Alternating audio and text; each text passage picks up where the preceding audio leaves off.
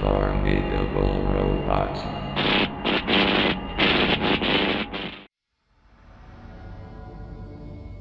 I received the email from SweaterFrog91 about a week after I messaged him on the now abandoned forum, silvercityscreams.net.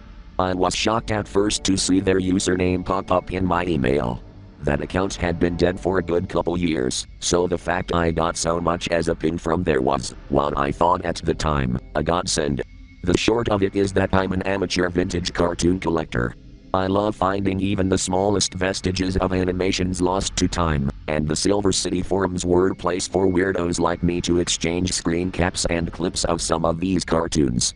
The still of interest showed a colorful anthropomorphic frog standing at the top of a somewhat ominous black and white staircase. I had messaged the user about it since I swear I'd seen a slice of this cartoon at some point years ago, when I was a teenager. I wasn't clear as to whether it was a fever dream hunch, however. They claimed they found the DVD in a bin at Walmart in 2015, and that the case itself was actually the case for Ferngully: The Last Rainforest, a semi-cult classic animation. The disc itself wasn't marked save for a company brand, Digiview Entertainment, which is a now defunct distributor of cheaply produced DVD media. At the time, I wasn't aware of how popular collecting Digiview products was and figured this was a steal since SweaterFrog91 didn't appear to want any money or trade goods for it.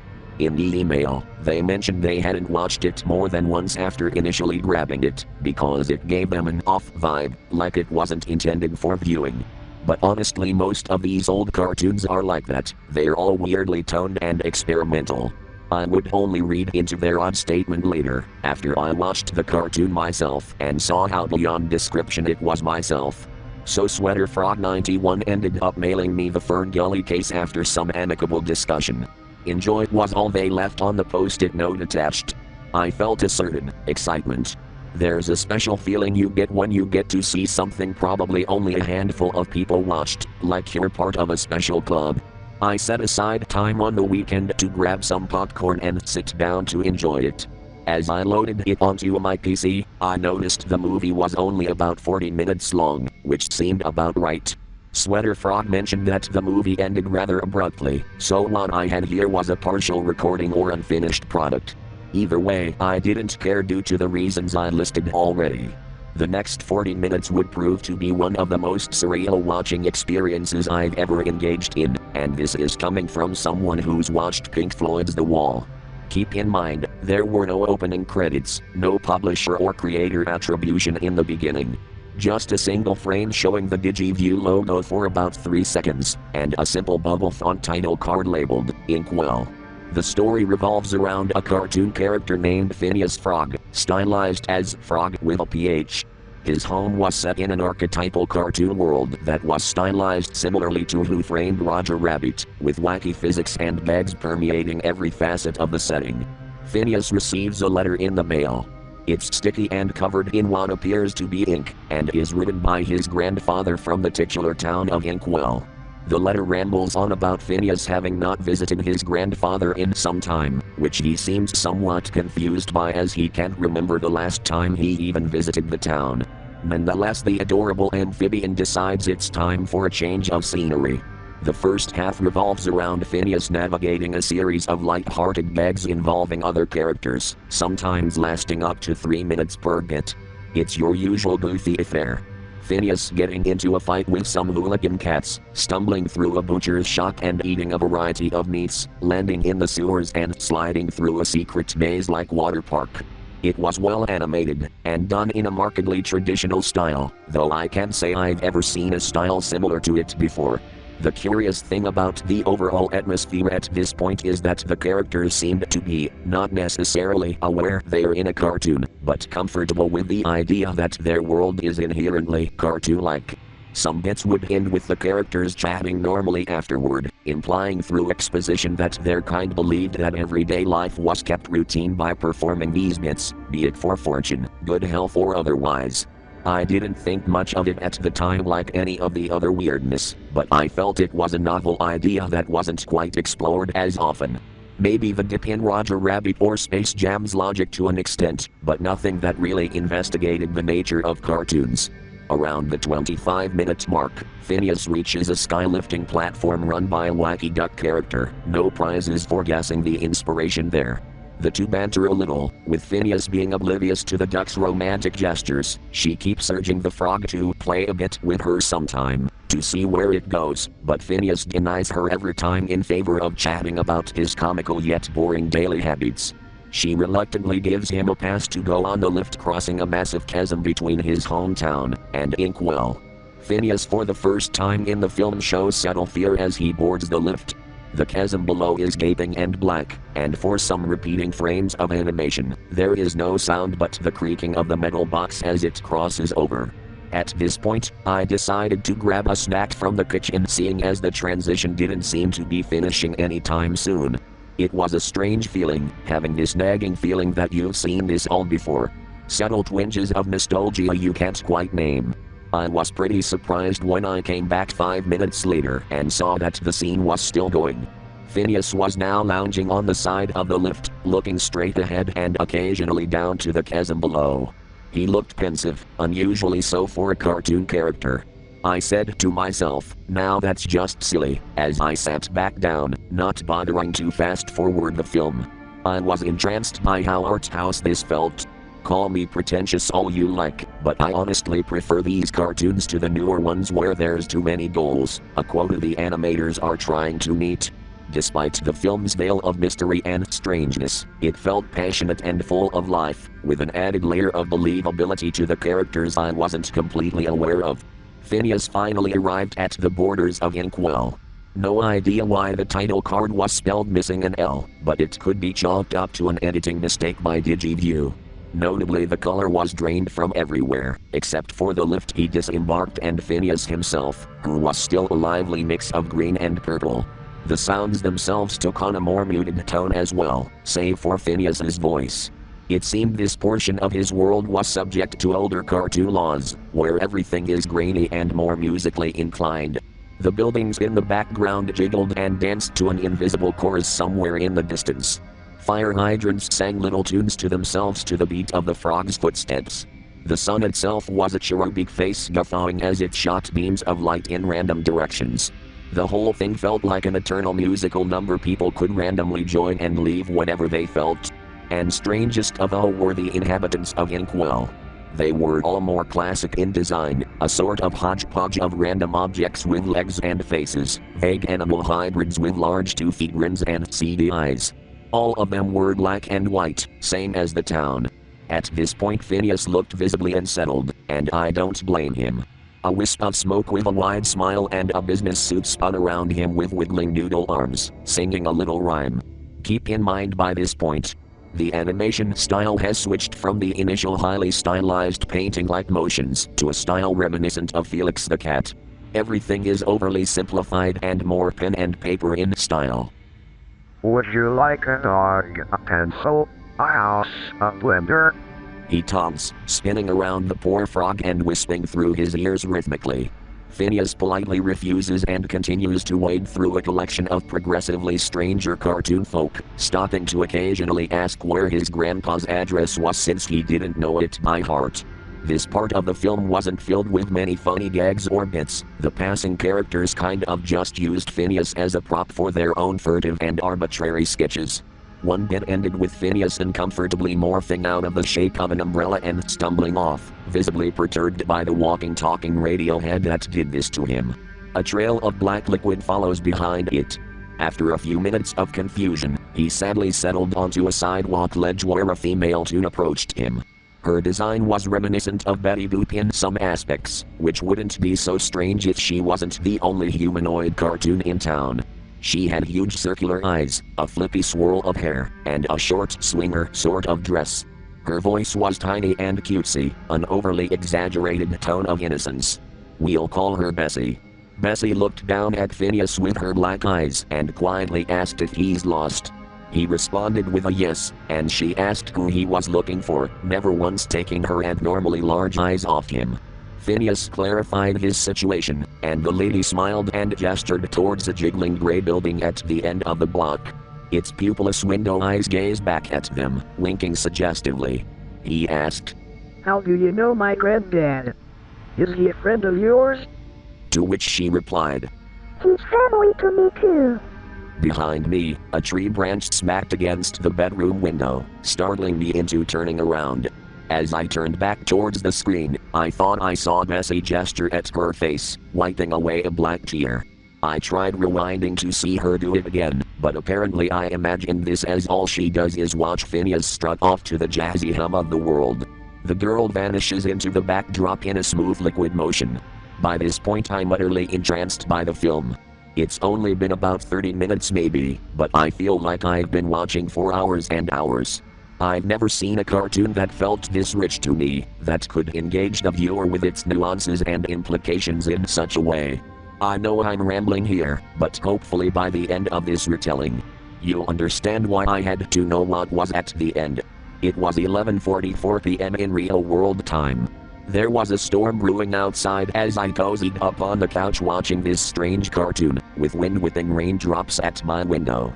Phineas opened the door to the building, which slammed shut behind him with an exaggerated yawn.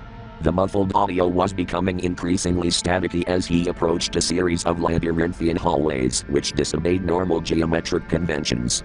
Finally, after what felt like forever, Phineas stood atop a dark staircase. A colorful blip against the minimalist walls. This was the scene which brought the cartoon to my attention in the first place. There's a subtle moaning in the background, emanating from what sounds like an older man. It sent chills up my spine. Remembering what my friend on the internet told me, I stretched my legs in preparation to shut down the movie, expecting a sudden burst of static. To my utter surprise, the film didn't stop.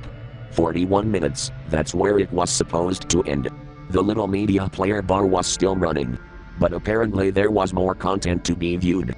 What the fuck, I muttered under my breath. I glued my eyes to the screen, not daring to check that the branch scraping against my window wasn't some slasher who also happened to be interested in what I was watching. Maybe Sweater Frog 91 had lied about watching the whole thing and got bored with the film up to this point. But what would that amount to? What was the reasoning behind such a pointless omission? It didn't make much sense. Gramps? Phineas called down into the spiraling stairs. The elderly groaning was louder now, sending a ripple of static through the screen. Bubbly letter O's rafted upwards like phantasms, circling the screen and vanishing. Phineas, gulping with uncharacteristic fear, begins to descend downward. I was suddenly viewing a horror film. The genre switch was more noticeable than your typical Saturday AM cartoons, which might have occasionally dipped a toe into darker themes like racism or abuse. This felt like a total tonal shift that wasn't there when Phineas entered Inkwell. As he reached the bottom stairs, the view opened up into a simple brick cellar area. Standing in the center, shivering uncontrollably and cast upon by a spot of light, was an elderly cartoon frog not unlike our protagonist, with the biggest differences being his large beard and eyebrows concealing beady cartoon eyes. And of course, the muted grayscale palette. Phineas's grandpa turned around and stopped groaning. He raised a single patchy brow at the young tune and whispered, What kept you so long? A withered webbed hand stretched out from his emaciated frame as his mouth opened wide, revealing 2 rows of massive tombstone teeth. Teeth only a cartoon frog could have. The well said you'd come back, and now we can have a rootin' tootin' good time. So smile darn yeah. As both Phineas and I watched in horror, the old frog opened his mouth wider and out came a torrent of black ink. Outlined in white, it kept frothing and spewing from his orifices, flooding the room with the stuff. For a moment I felt like I was the subject of a cruel prank, that perhaps this wasn't a legitimate film, but something intended to scare the piss out of any poor kid who watched this. And yet it was so painstakingly animated, flowing so naturalistically, that it felt too authentic to be anything but a genuine attempt at an experience. I kept watching. The poor frog stood there, mouth agape as what used to be his grandfather shriveled and emptied into a thin bag of skin on the floor. In the center of the lake, something small, squishy and writhing emerged from the bag of skin and looked up at Phineas pathetically. Gramps, what's going on? He whispered. Somewhere behind him was a cacophony of footsteps. Someone was approaching. Phineas scrambled behind some barrels in the cellar as whoever it was approached the landing. It was Bessie from before. She submerged her thin feet into the black pond, observing the writhing mass in the center. Her orbs surveyed the scene with all the casualness of an afternoon shopper at the market. Then they rested on Phineas, still cowering behind the barrels. All my children eventually come back to me, she remarked quietly in that cutesy voice of hers. Phineas stood entranced, unable to form words. I felt a pang of fear and pain for the poor guy, a truly uncanny experience I can never forget. How was it possible to feel such emotions for a fictional being? Yes, all we have been and ever will be will return to its roost. The lady tuned. It's like a rubber band. You can stretch and twist into so many forms, as far as you like, but you always come back. Right here with me. Phineas inexplicably begins walking towards her, eyes wide with wonder and fear. Bessie smiles, holding out her arms like a loving mother as her body begins to cleave down the middle starting from her head. My guts in knots, I launched forward and shut off the PC. I realized then that I hadn't been breathing adequately for the last few scenes. Ever since I shut down my PC the previous night, I had so many questions running through my head. My sleep was plagued by erratic, terrifying visions from the Inkwell film. I had a theory that my fascination with obscure cartoons didn't come from nowhere. I had to have been exposed to similar work at a young age. So I took the next day off and decided to visit my dad at his place. Online research wasn't what I was interested in. I'll admit, after seeing the contents of that film, I felt a subtle irrational fear. I had intrusive thoughts where I walked in on him spewing more of that black ochre from his empty eye sockets, teeth lining the area where his eyelids once were. I shook off the image and knocked on his front door, the clouds above still sprinkling a light shower since last night. Dad opened up his front door, looking normal as ever, albeit a bit wrinkled in the face from all the years spent smoking. Son, it's been a while. How ya been? He beamed, embracing me. Despite being well into his 60s, and myself being in my 20s, I still felt a little safer being in his arms. Just like a kid. Good dad. I just was in the neighborhood, thought I'd stop by and shoot the shit. We walked inside and started catching up. I tried to keep the conversation flowing as naturally as possible, but as it started to get darker, I knew there was no avoiding the topic. You can imagine how silly I felt being a grown adult bothering their parents about some childhood nightmare. Yet there were things I still needed to uncover. I asked my dad if he ever saw me watching weird old cartoons when I was younger. At this he stopped smiling and chatting, his face contorted with gradual remembrance. For a moment I thought he'd say he didn't remember, but life has a funny way of bringing things up when you least expect it.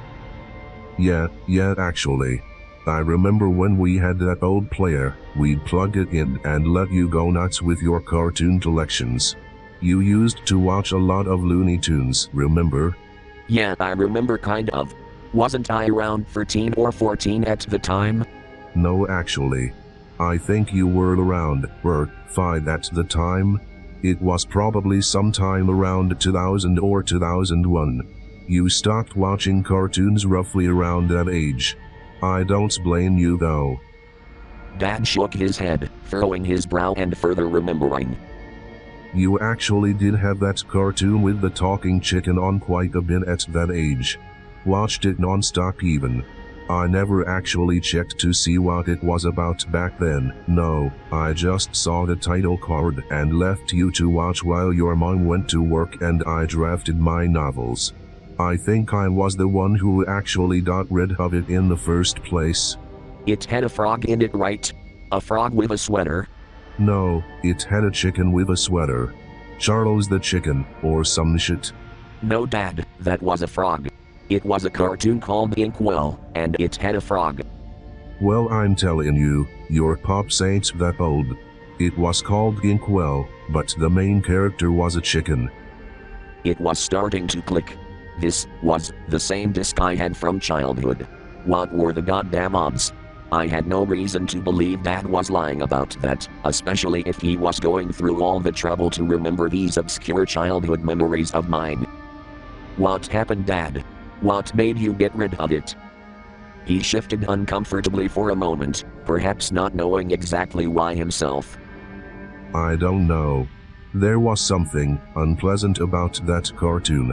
Nothing wrong on the surface, but just off-putting, you know?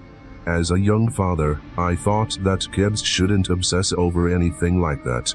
I think I secretly got rid of it, slapped it in another movie case when you weren't looking, and pawned it off to a Goodwill or something. I noticed that every time you watched it, it seemed to get longer. You were shitting me. No siree.